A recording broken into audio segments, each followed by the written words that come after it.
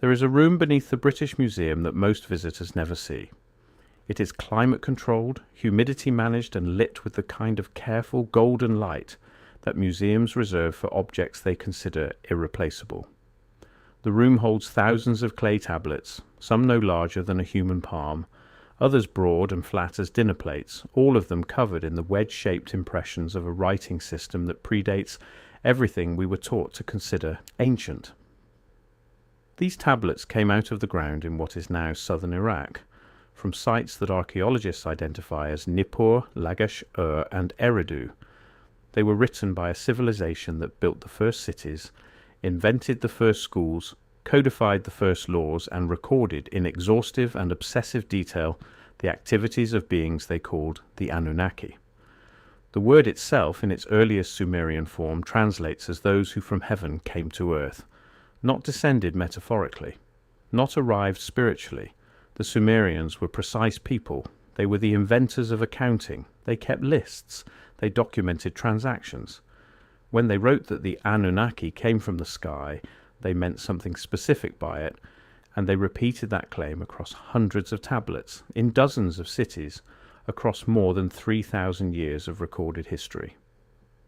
What those tablets describe, taken together and read without the interpretive filter of modern academia, is a story of genetic intervention, of beings who arrived on this planet with an agenda, who looked at the hominids they found here and saw something they could use, who experimented with the biology of an existing species and produced something new, something that would labor for them, build for them, mine for them, and worship them. And then, when the experiment produced results they had not fully anticipated, when the thing they made began to ask questions and accumulate knowledge, those same beings orchestrated a catastrophe designed to reduce the population to manageable numbers and bury the evidence of what had been done. This is not the story you were taught in school. Most people were never taught that Sumer existed at all except as a footnote in a world history survey. They were not taught that the biblical creation narrative is a compressed and edited version of texts that are 4,000 years older. They were not taught that the flood story in Genesis appears almost word for word in a Sumerian epic that predates the Hebrew text by millennia. They were not taught that the Sumerian king lists record rulers whose individual reigns lasted tens of thousands of years before the flood, or that those same lists note, without apparent embarrassment, that kingship was lowered from heaven, as if heaven were a location, as if governance were a technology that had to be transported. The tablets are real. The translations are not particularly controversial among scholars of ancient Mesopotamia. What is controversial is what they are actually telling us. And tonight, moving slowly through the evidence, letting each piece settle in the way that ancient things deserve to settle, we are going to follow that evidence wherever it leads. Before we go any further, if you are new here, take a moment to subscribe and turn on notifications so you never miss a journey like this one. Drop a comment below and tell us what first drew you to the mystery of the Anunnaki. We read every single one. The beginning, for the purposes of this story, is roughly 1849. That is the year a British explorer named Austin Henry Layard began excavating a massive mound near the city of Mosul in what was then the Ottoman Empire. The mound concealed the ruins of Kalhu, a capital city of the ancient Assyrian Empire. What Layard found there changed the world's understanding of history, though most of the world was not paying close enough attention to realize it. He found palaces. He found sculptures of winged beings with human bodies and eagle heads and lion bodies and human faces. He found walls covered in inscriptions in a script that nobody alive could read. Those sculptures, the massive winged figures called Lamassu, ended up in the British Museum where they remain today, standing in their own gallery 7 feet tall and carved from alabaster, their faces serene and their wings folded. They were in the context of the culture that made them, not fantasy. They were portraits, representations of real beings, or at least of beings that the tradition held to be real in the same way that a portrait of a king represents a real king. But the tablets were the deeper discovery. They came primarily from Nineveh, where Layard and his successors excavated the library of the Assyrian king Ashurbanipal. That library contained tens of thousands of clay tablets. Ashurbanipal had been a scholar king, obsessed with preserving the ancient knowledge of Mesopotamia. And among the thousands of tablets that came out of that library was a 12-tablet epic poem that a young museum curator named George Smith translated in 1872 and recognized immediately as a story about a flood, a man instructed by a god to build a boat, animals taken aboard in pairs, the waters rising to cover everything. Smith was so overwhelmed by what he had found that he reportedly stood from his desk, began pacing the room, and started removing his clothing, which was considered quite unusual behaviour even for a Victorian scholar encountering something earth-shaking. The text was one portion of the Epic of Gilgamesh, and it predated the biblical flood narrative by at least 1,000 years. That discovery opened a door that has never fully closed. Because once scholars began reading Akkadian and Sumerian with serious fluency, the tablets of Mesopotamia revealed a cosmology that was far stranger and far more detailed than anyone had anticipated. These were not simple creation myths. They were not symbolic stories about humanity's relationship with natural forces. They read like historical accounts, accounts with named individuals, with dialogue, with geography, with specific technologies, with legal disputes and labour negotiations and family conflicts and political intrigue. And running through all of them like a thread of gold through dark cloth was the story of the Anunnaki and what they had done to the creatures of this world. To understand the Anunnaki properly, you have to understand the Sumerian conception of the cosmos. At the highest level was An, the sky, ruled by the god Anu, father of the divine assembly and the source of all authority. Below that was the visible world, ruled by Enlil, lord of the air and wind, the effective commander of operations on earth. And below the earth was the Abzu, the great freshwater ocean beneath the ground, ruled by Enki, lord of wisdom, of the sweet waters, of magic and crafts and everything that required intelligence to create or manipulate. These were not metaphors for natural forces. The Sumerians described them as persons, as individuals with preferences and moods and histories and family relationships. Anu had children, Enlil had children, Enki had children. The divine family tree in Sumerian texts is sprawling and specific and sometimes internally contradictory in the way that all large families are contradictory. What the texts agree on across their many variations and city-specific emphases is the basic structure of what happened when the Anunnaki arrived on Earth. They came in groups. The great Anunnaki, the senior figures, numbered 50 in the most commonly cited texts. Below them were the Igigi, a class of lesser divine workers assigned to the labour of the Anunnaki's projects on Earth. And those projects were primarily extractive. Gold is mentioned most often. The ancient Sumerian texts describe gold as a material the Anunnaki needed in quantities that required organised, sustained, large-scale extraction. The Atrahasis epic, the most complete Sumerian account of the creation of humanity, is explicit about the economic context. The Igigi had been assigned to dig canals and work mines. They worked for 40 periods and grew angry. They burned their tools, they surrounded Enlil's house in the night, and refused to continue.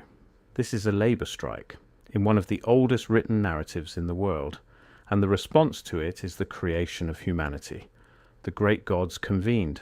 Enlil was furious, Anu was troubled, but Enki had a solution.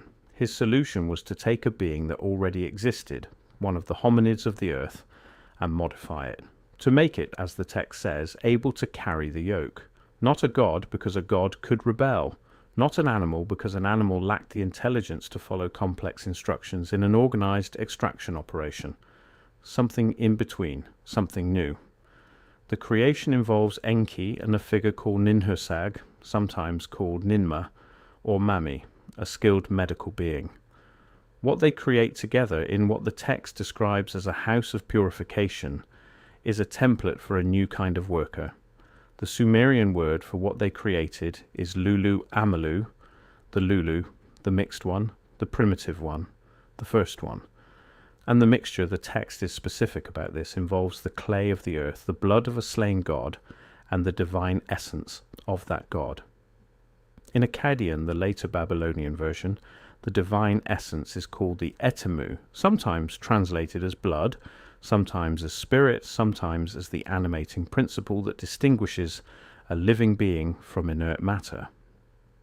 Take away the theological language and translate the methodology into modern biological concepts. What you have is the description of a gene editing procedure. You take an existing biological substrate, the hominid. You introduce genetic material from another source, the blood of a god. You combine them under controlled conditions in a dedicated facility to produce a new organism that carries characteristics of both source materials. This is not the only possible interpretation of the Atrahasis text. Mainstream scholarship interprets it as a creation myth in the tradition of symbolic literature, where clay represents the material world and divine blood represents the animating principle of life. That interpretation is intellectually coherent, but it does not explain why the Sumerians specified the procedure in such technical terms. It does not explain why they described a trial and error process with multiple failed attempts before a satisfactory result was achieved. And it does not explain why the tablet records that the god whose blood was used, a deity named We'ilu, was specifically selected because he had intelligence, as if the selection criterion for the genetic donor was cognitive capacity.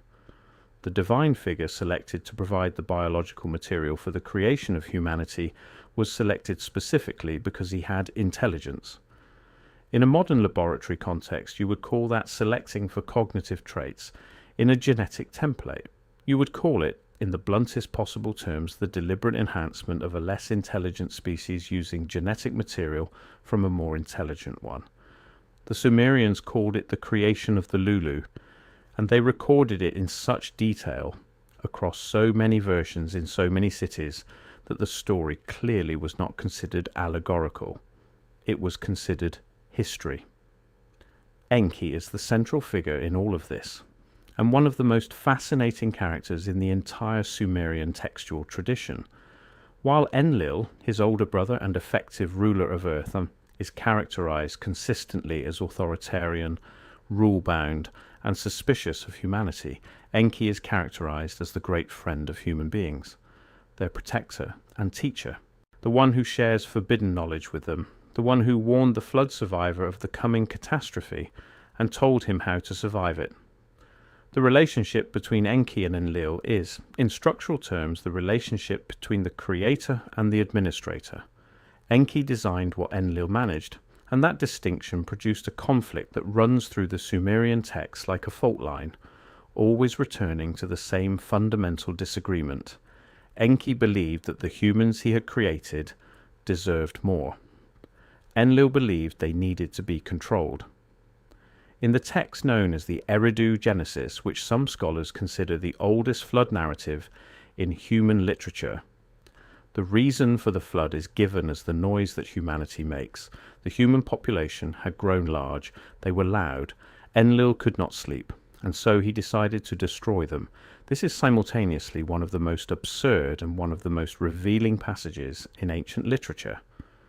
The ruler of Earth could not sleep because the creatures below were too numerous and too noisy, and his solution was extinction. The absurdity dissolves when you consider it not as metaphor but as documentation of a real conflict between factions of a governing authority over how to manage a population that had grown beyond what was originally intended. The Lulu had been created to be workers in manageable numbers, but they reproduced, and the capacity for reproduction that had been built into them for obvious practical reasons produced, over time, a population that was an order of magnitude beyond the original design specification. The text described this explicitly. Enlil sends plague, then drought, then famine. All of these measures reduce the population temporarily, but ultimately fail because the human reproductive rate continues to recover. And finally, Enlil obtains agreement from the divine assembly to do what he had wanted from the beginning: flood the earth and reset the population to 0. Enki refuses to participate. He is bound by the oath he has taken to the divine assembly, so he cannot warn humanity directly. But he finds a loophole. He goes to a man named Atrahasis, which means exceedingly wise, and speaks to him through a reed wall, technically speaking to the wall rather than to the man, and tells the wall what the man needs to know. Build a boat, take the living things aboard. The flood is coming. This passage has been analysed extensively by biblical scholars looking for the literary ancestry of Noah's Ark. What receives less attention is what it reveals about the internal politics of the Anunnaki. Enlil is the supreme authority on earth. He is acting by the rules of the system he governs legally. And Enki, the creator of humanity, subverts that authority through a technicality because he believes what Enlil is doing is wrong. That is not the behaviour of mythological archetypes representing natural forces. That is the behaviour of persons, of individuals with competing loyalties and ethical frameworks, of someone who has created something and feels responsible for it in ways that their institutional position does not fully accommodate. After the flood, in a passage rarely discussed in popular accounts, the texts record that the divine assembly is horrified by what Enlil has done. The mother goddess, Ninhursag, who had participated in the creation of humanity and watched the flood from above, cries. The gods crowd around her, lamenting. And then Enlil arrives, and when Enki confronts him, when Enki points out that the survivors on the boat are proof that humanity deserved to live, Enlil does something unexpected. He goes aboard the flood survivors' vessel. He takes the survivor and his wife by the hands, and he grants them immortality and places them at the mouth of the rivers, in a paradise described as Dilmun. This is not the behaviour of a god who hates humanity. This is the behaviour of a governor who made a catastrophic policy decision, was confronted with the evidence of that decision's cost, and made a kind of amends. The Sumerian story is psychologically more complex than the biblical retelling, precisely because it retained this moment of Enlil's ambivalence and guilt. What the flood destroyed in this reading was not simply a sinful population. What it destroyed was the evidence, the physical record of thousands of years of Anunnaki operations on Earth.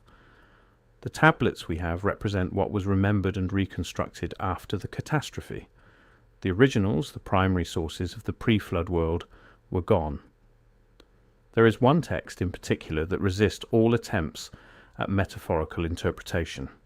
It is sometimes called the myth of Enki and Ninhursag, and it describes a series of genetic experiments that produced results ranging from successful organisms to catastrophic failures. Enki and Ninhursag work together in what is described as a pure land, a land of origins creating various living things. Some succeed, some produce beings with specific deformities or functional limitations. At one point, Ninhursag curses Enki for violating the agreed parameters of their shared project. Enki becomes ill. 8 specific organs of his body are affected, one for each entity that had been harmed by the procedural violation. And then Ninhursag heals him by creating a specific new being to heal each of the 8 affected organs. One being is created to heal the rib, and is named Ninti, which means Lady of the Rib, but also in the wordplay that Sumerian literature often employs, Lady who gives life. Some scholars have noted that this is the likely origin of the biblical story of Eve being created from Adam's rib. In the original Sumerian context, it was a story about a medical procedure, about a healing being created to address a specific biological damage. It was a story about genetics, about what happens when a specific biological component is damaged and what kind of being is necessary to repair it. That wordplay, Lady of the Rib and Lady of Life being the same phrase in Sumerian, is itself evidence of how much was lost in translation when these stories moved through the linguistic chain from Sumerian to Akkadian to Hebrew to Greek to Latin to the modern languages of the Western world. By the time the story reached the writers of Genesis, it had lost its laboratory context entirely and become a story about the relationship between men and women. The original story was about genetics. Now let us turn to the specific genetic claims embedded in the Sumerian tradition and examine them against what we currently know about human biology. The human genome contains approximately 3 billion base pairs. The total genetic difference between humans and chimpanzees is less than 2%. But that 2% difference is responsible for an extraordinary range of capabilities.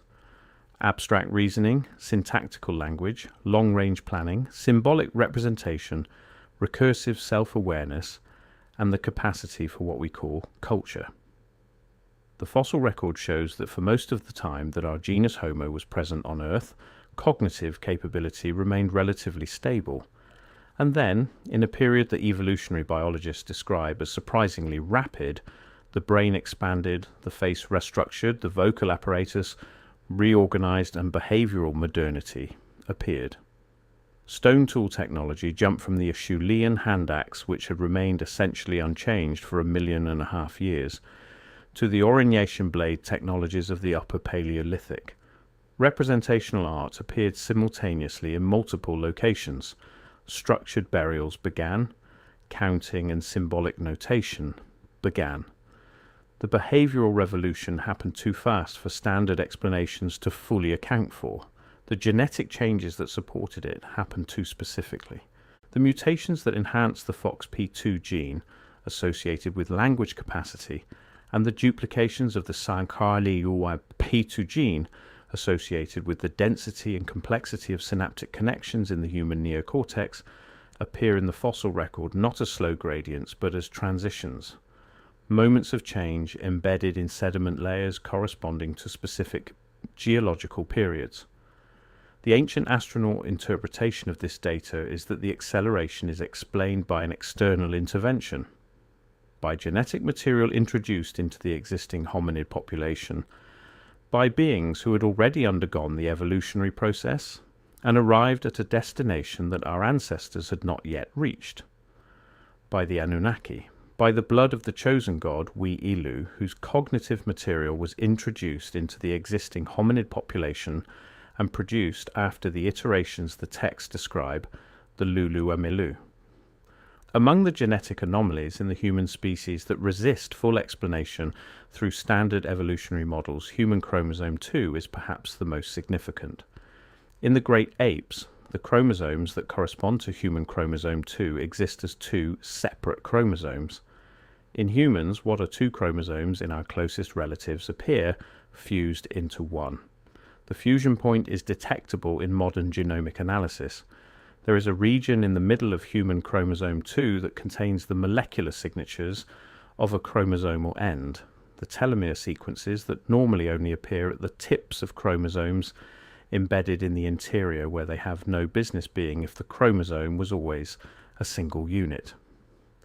The orthodox explanation is that at some point in our evolutionary past, 2 ancestral chromosomes fused end to end, and the fused chromosome was retained because it was not detrimental. Chromosomal fusions do happen.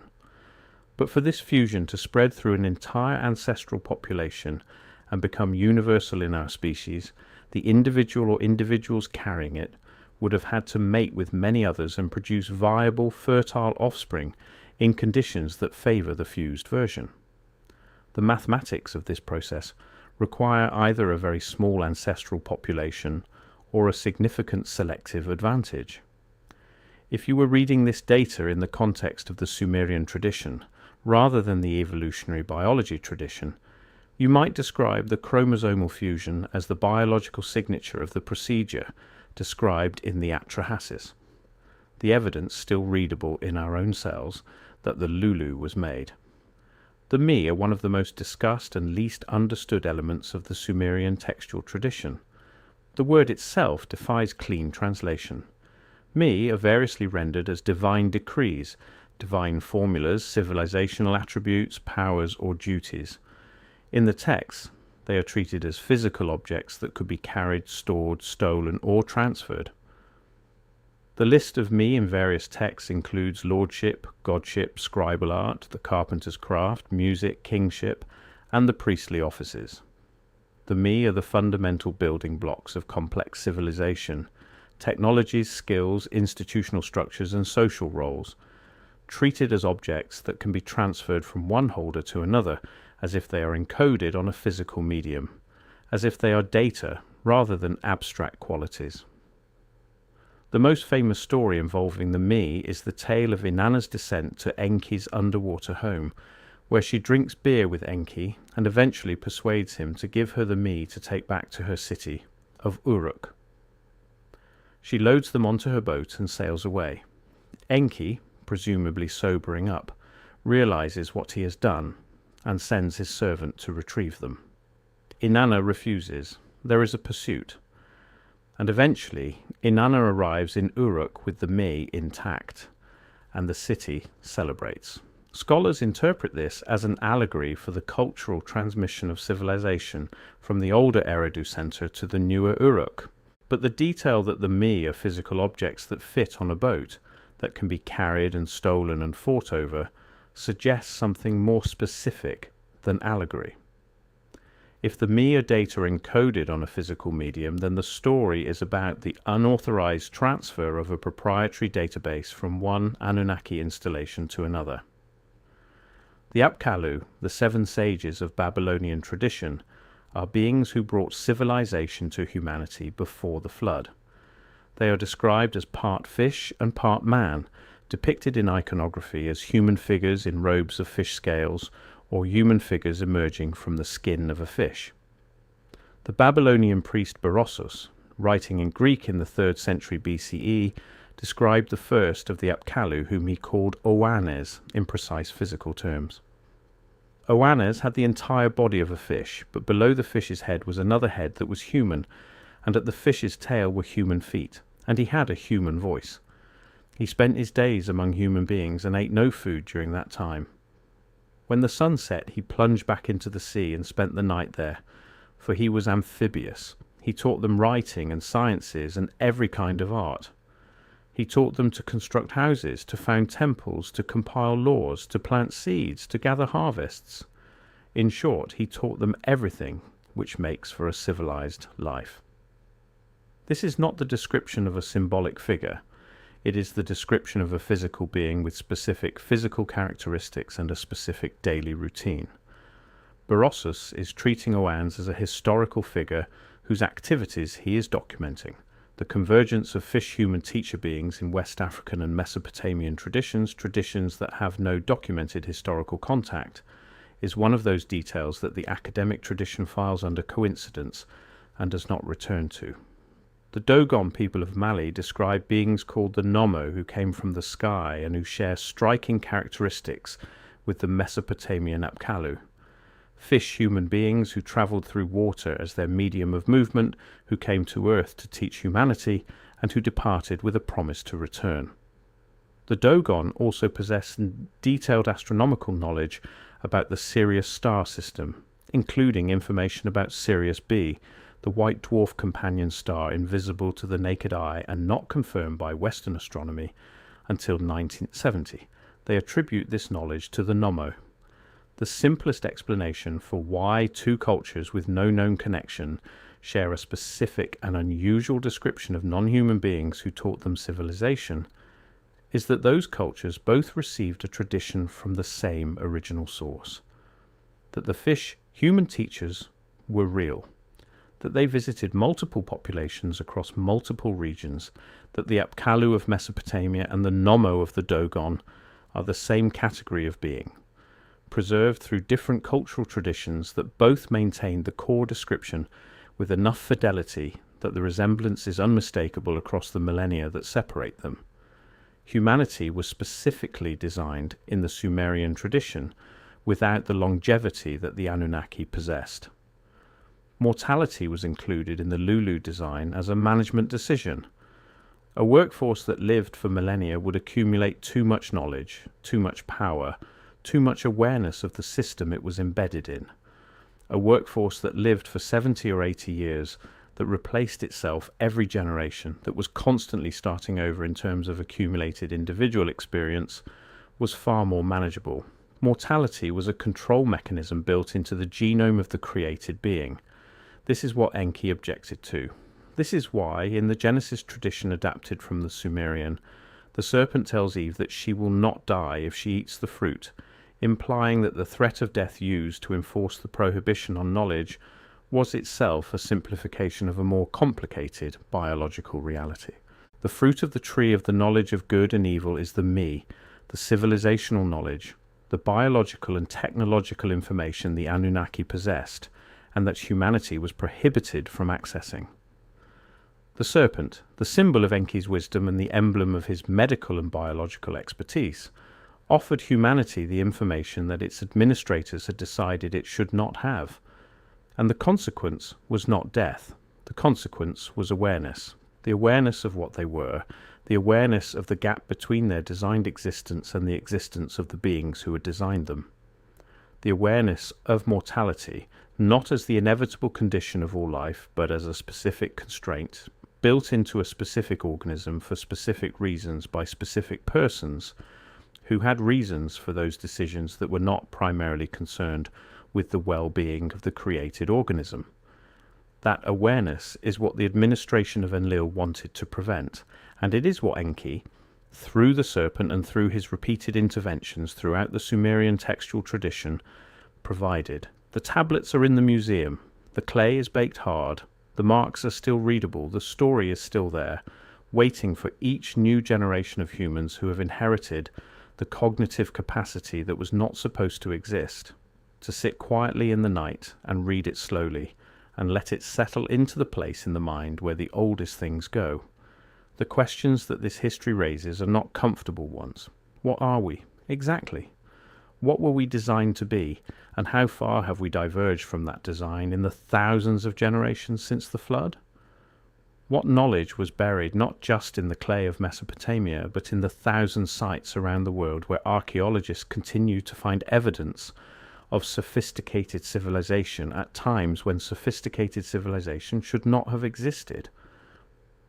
What is encoded in the oral traditions of cultures around the world that preserved, through the medium of story and song and ritual, the memory of a time when other beings shared this world with us? The tablets are not finished speaking. Every year, new sites emerge from the earth of the Middle East and every other inhabited region of the world, sites that push the timeline of human complexity further back than the previous consensus had placed it. Every year, genomics research produces new data about the human genome that reveals unexpected complexity in our evolutionary history, unexpected bottlenecks and expansions and admixture events that suggest our origins were more complicated, more specific, and more deliberate than the standard narrative describes. The Sumerian texts are one thread in a web that extends across the whole of recorded human history and into the archaeological record that predates recording. They are the most detailed and the most specific and the most internally consistent of the ancient accounts that address the question of where we came from and what was done to us to make us what we are. And what they say, with the consistency that comes from being recorded across centuries by scribes in different cities who were preserving something they considered too important to let die, is this: that we are not entirely natural, that we are the product of a procedure, that the procedure was deliberate and documented and debated and controversial even among those who performed it, that the beings who performed it had reasons that were primarily economic and that evolved into something more complicated when the product of the procedure turned out to be more than they had planned for. The consciousness with which you are following this account, the capacity for abstract thought that allows you to hold these ideas, to trace their implications, to feel the resonance of a story that is simultaneously very old and very new, is the thing that was supposed to not exist in the form it exists in you. It is the enhanced cognition that the Lulu was given in a modified form, but that the administration tried to keep bounded by mortality and managed access to knowledge.